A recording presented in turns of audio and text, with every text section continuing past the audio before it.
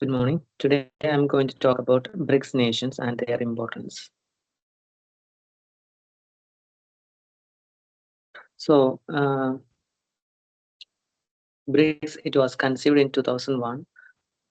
Basically, BRICS consists of five nations: Brazil, Russia, India, China, and later on, South Africa also joined in 2011. Currently composed of 11 countries, that's the original members, and 6 new members. These new members it admitted in 2024 to 25. So they are Egypt, Ethiopia, Indonesia, Iran, Saudi Arabia, and UAE. So the main role of BRICS is an international intergovernmental organization and in fostering global cooperation and contributing to world economic stability.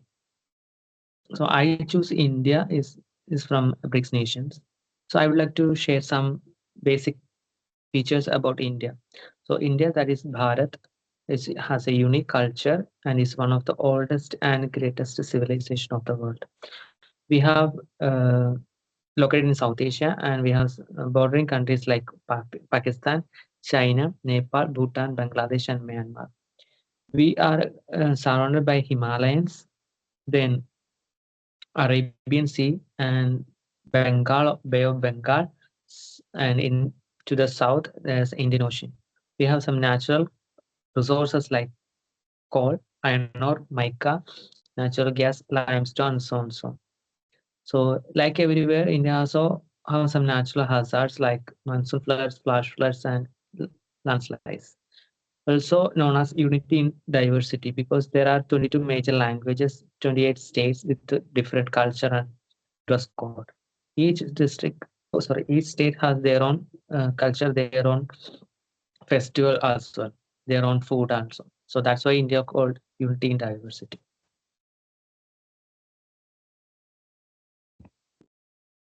So there are some challenges and economic problems faced by India. For example, India China political distracts, ongoing border tensions like create frictions, limiting the bloc's unity and effectiveness. And the second one is balancing US pressure. India must manage ties with Washington while BRICS, particularly under political de-dollarization efforts, faces threats of high US tariff, which could affect India's export-oriented sectors. Other major thing is unemployment and youth job crisis. Basically, because India have main problem is job oriented courses, lack of job oriented courses in India. That's why all the youngsters going to abroad for their after 12th grade they are moving to abroad for higher studies and getting jobs. If I personally believe that if you have some job oriented courses in India's like training centers, they will definitely come back to India and they will do their job in India also. And that the other thing is gender equality in labor markets.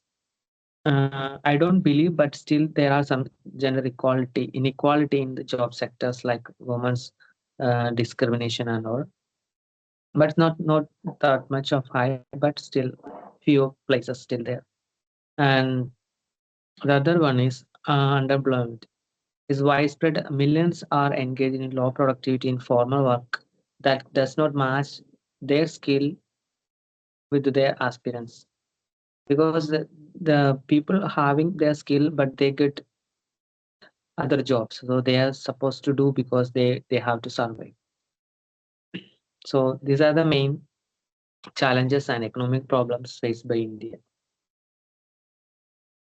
So when we focus on India and textual theory, there are many factors. So first we have to look at the HO theory. It states that a country will export goods that intensively use and if it is abundant factors of production and import that intensively use in scarce facts. So this theory also helped to India, like in IT sector, textile, agriculture, and so on.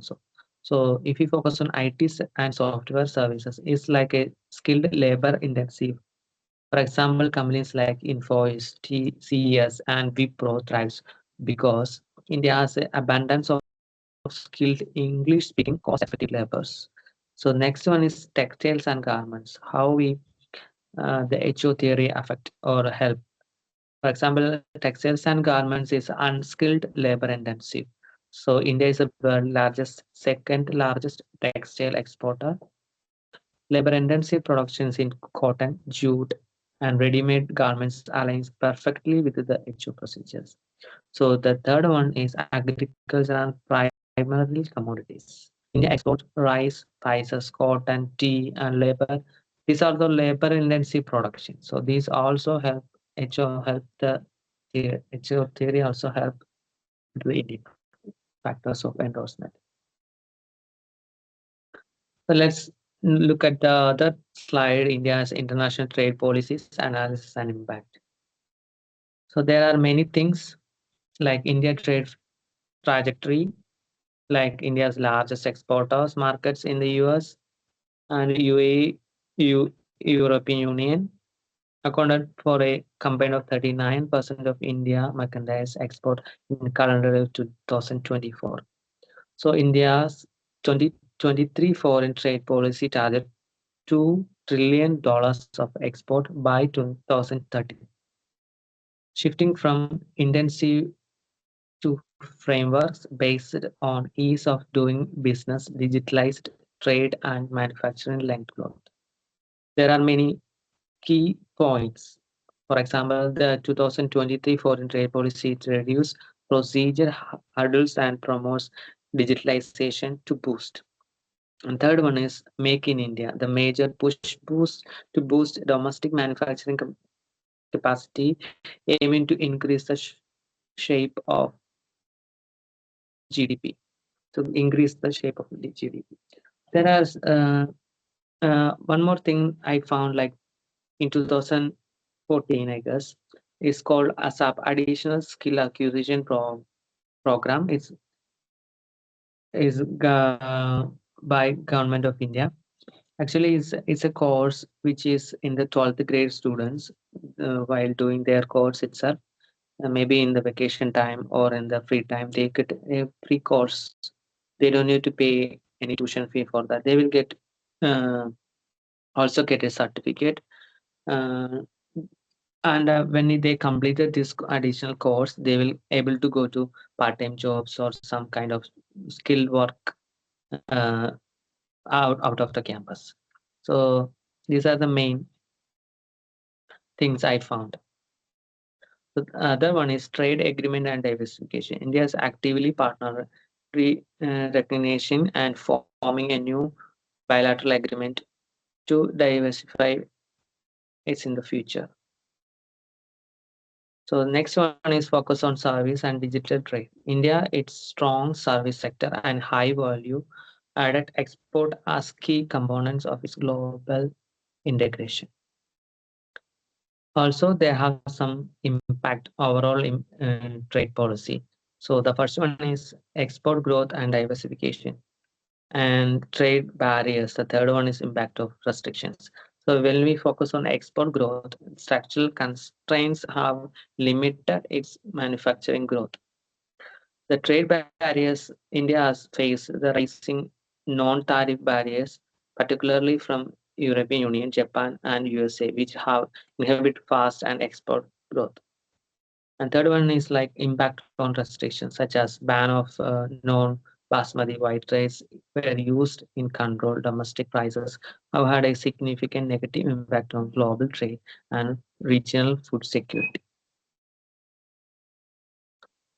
India's sustainability over the next 5 years. That's I found is my opinion. Like India's the third largest economy in coming years.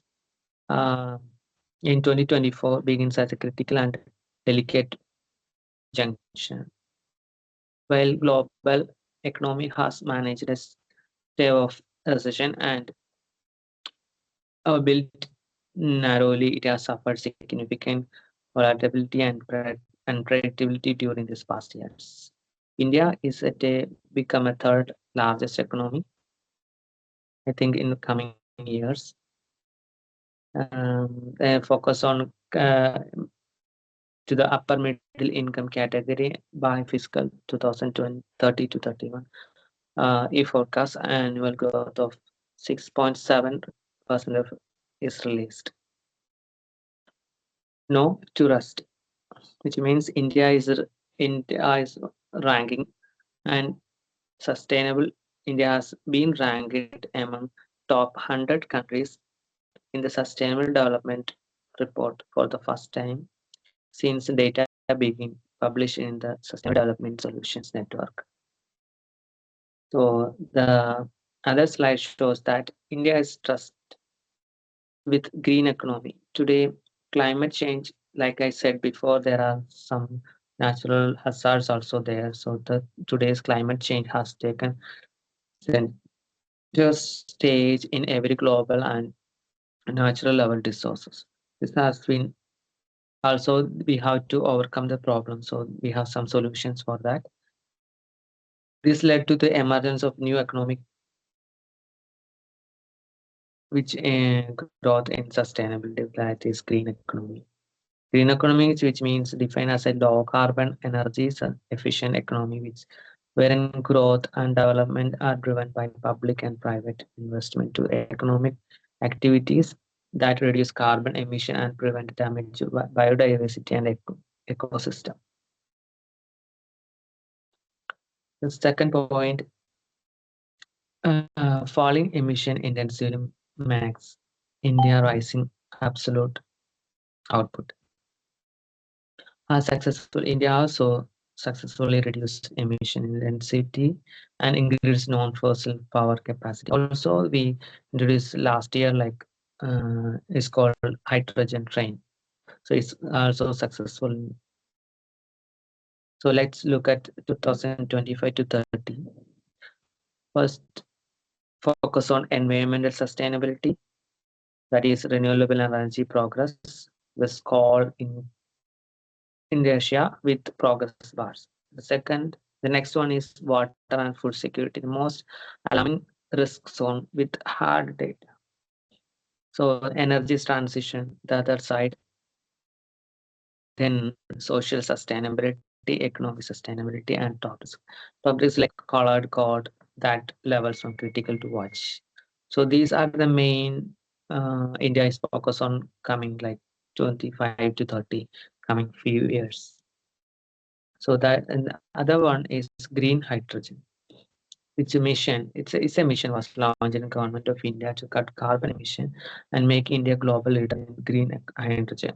By 2030, the goal is to produce 5 million tons of green hydrogen every year, bringing 8 lakh crore investment, then creating 6 lakh jobs and also saving 1 lakh crore in fossil fuel imports.